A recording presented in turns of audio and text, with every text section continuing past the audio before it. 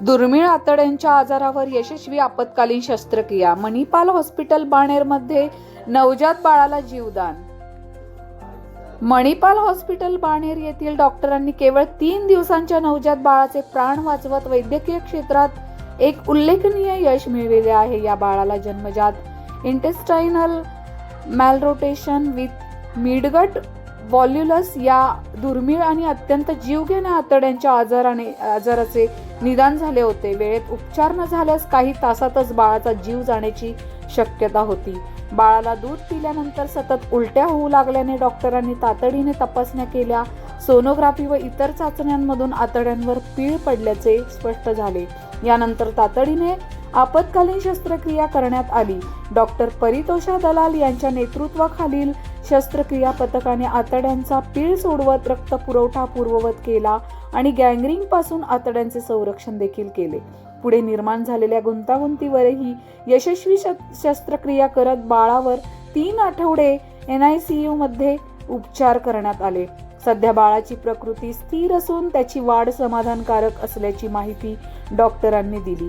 या यशस्वी उपचारातून मणिपाल हॉस्पिटल बाणेर येथील बहुवैद्यकीय तज्ज्ञांचे समन्वय, अत्याधुनिक सुविधा आणि तत्पर उपचार पद्धतीचे महत्त्व पुन्हा एकदा अधोरेखित झाले. धन्यवाद.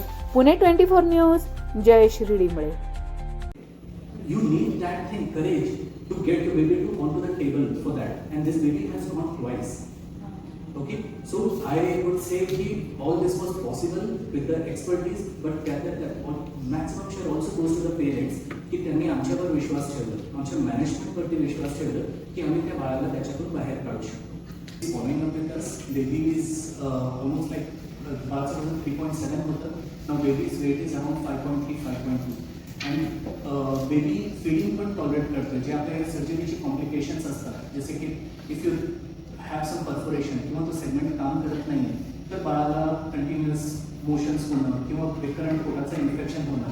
So now it is not there. Baby आता फीड चांगलं टॉलरेट करतोय, म्हणून बाळाच्या वजनमध्ये पण आपल्याला हे दिसतंय की there is lot of better weight gain. The child is growing well in all the parameters, both the height as well as the weight. And most important, आपण न्यूरोलॉजिकलचा विचार करतो, कारण एवढं स्ट्रेस मधून तो बाळ पहिल्या दुसऱ्या दिवशी निघाला. So now baby is clinically and neurologically also intact. नमस्कार. आज इथं मी तुम्हा सर्वांना एका 3 दिवसांच्या बाळामध्ये झालेल्या एका जटिल शस्त्रक्रियेबद्दलची माहिती देणार आहे.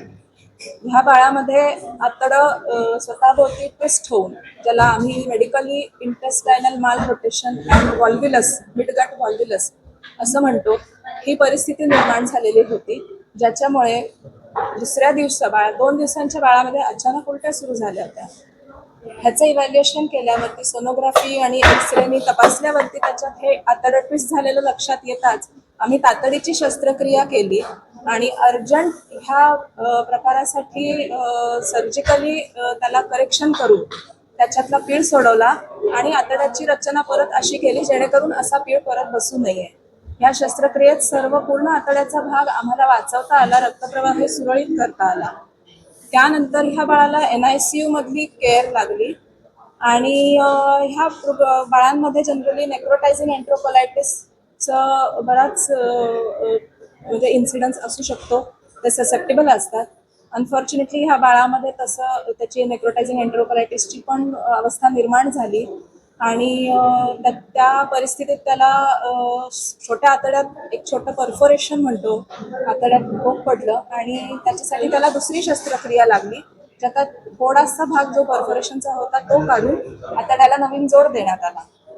या सगळ्या शस्त्रक्रियेनंतर बाळाला क्रिटिकल केअर, निओनेटल केअर आणि सगळा मेडिकल सपोर्ट हा सर्व देण्यात आला.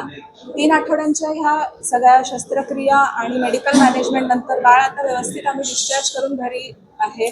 बाळाची वाढ झालेली आहे, बाळ मोठं झालेलं आहे, वजन वाढतंय आणि हेल अँड हार्टी आहे.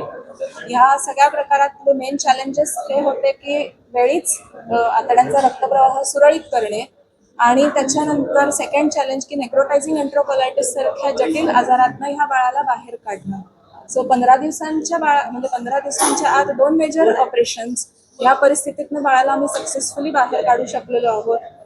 त्याबद्दल म्हणजे माझ्या सर्व टीमचे माझे आभार आहेत. आनंद मोठे सरांचे आभार, कारण की ही सगळी फॅसिलिटी इन्फ्रास्ट्रक्चर दिलेलं आहे आणि पूर्ण मणिपाल हॉस्पिटल बाणेरमध्ये आमच्याकडे ह्या सर्व प्रकारच्या परिस्थिती हँडल करण्यासाठी paediatrician, निओनेटॉलॉजिस्ट, radiology, anaesthesia team, OT टीमचा अत्यंत मोलाचा सहभाग आणि सपोर्ट राहिल्यामुळे आम्हाला हे यशस्वीपणे सर्व पार पाडता आलेलं आहे.